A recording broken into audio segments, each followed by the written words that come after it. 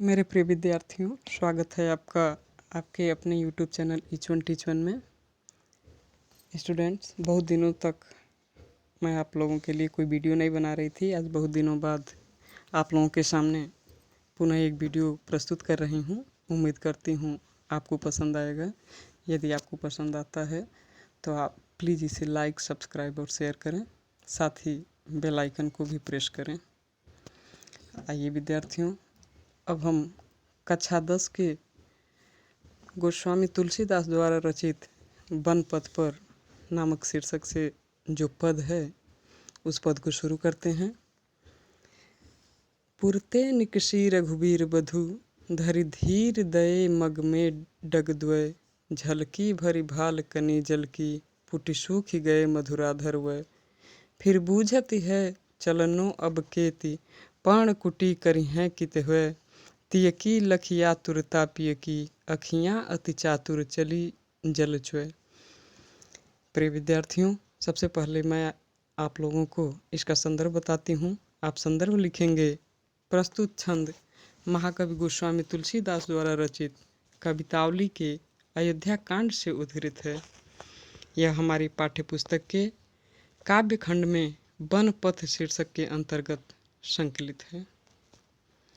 अब इसके बाद आप लोग प्रसंग लिखेंगे। प्रसंग होगा सुकोमल अंगों वाली सीता जब वन पथ पर जा रही हैं। इस पद में गोस्वामी जी ने उनकी व्याकुलता का चित्रण किया है। आइए अब हम इसकी व्याख्या को देखते हैं।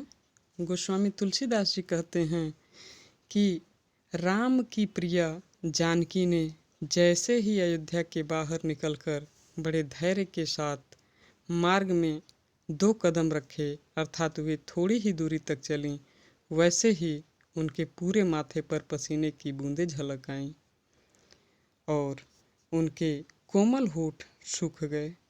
पुरते निकसी रघुवीर बधू, पुरते निकसी रघुवीर बधू धरि धीर गए मग में डगद्वय।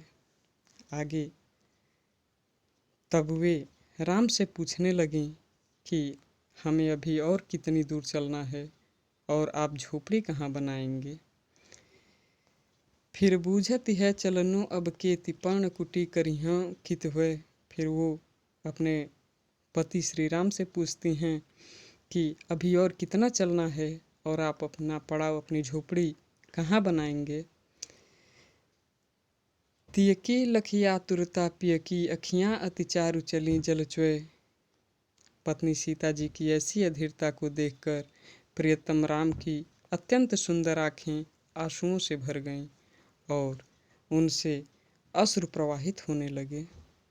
इसमें आप काव्य सौंदर्य लिखेंगे।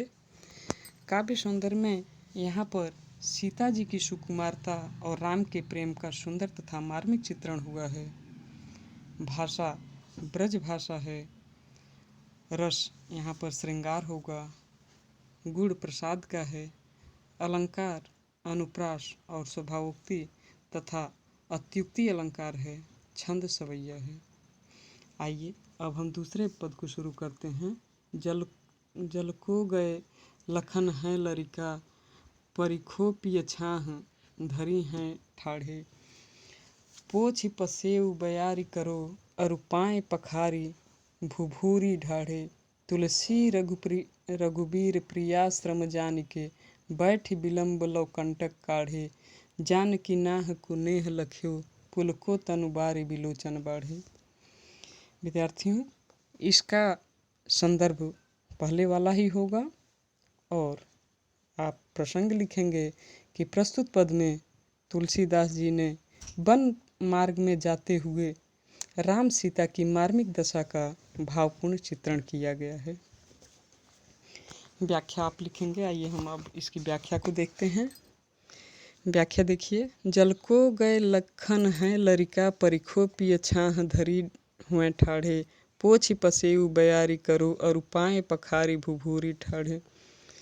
सीता जी श्री राम से कह रही हैं कि हे प्रियतम, लक्ष्मण जल लेने गए हैं, वे अभी बालक ही हैं, क्यों न घड़ी भर छाया में खड़े होकर उनकी प्रतीक्षा कर ली जाए, अर्थात लक्ष्मण का इंतज़ार किया जाए। तब तक मैं आपका पसीना पोंछकर हवा कर दूंगी और जल के आ जाने पर गर्म रेत से झुलसे हुए आपके चरणों को धोऊंगी। तुलसी रघुबीर प्रियाश्रम जानिके बैठि विलंब लव कंटक काढ़े।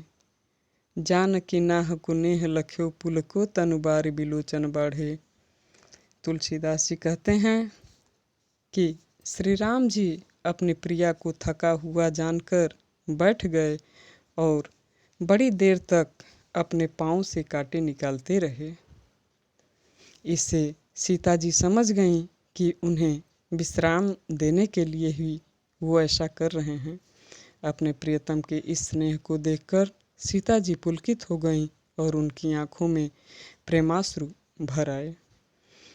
इसका काव्य सौंदर्य आप लिखेंगे, काव्य सौंदर्य में आप लिखेंगे कि सीता राम के पारस्परिक प्रणय का सुंदर चित्रण हुआ है, अर्थात दोनों पति पत्नी के बीच जो पारस्परिक प्रेम है उसको तुलसीदास जी ने दिखाया है। रस श्रृंगार एवं संजोग का है, छंद सवैया है, अलंकार अनुप्रास है, भाषा ब्रज है, शैली मुक्तक है, गुण प्रसाद एवं माधुर्य का है। तो विद्यार्थियों, ये आपके 2 पद यहाँ पर समाप्त होते हैं। तीसरे पद से हम पुनः अगली कक्षा में फिर से शुरू करेंगे। यदि आपको मेरा पढ़ाई पसंद आया है तो प्लीज़ इसे लाइक शेयर करें। यदि आप मेरे चैनल पर नए हैं तो सब्सक्राइब करें, साथ ही बेल आइकन को प्रेस करें ताकि आपको सारे नोटिफिकेशन मिलते रहें। धन्यवाद।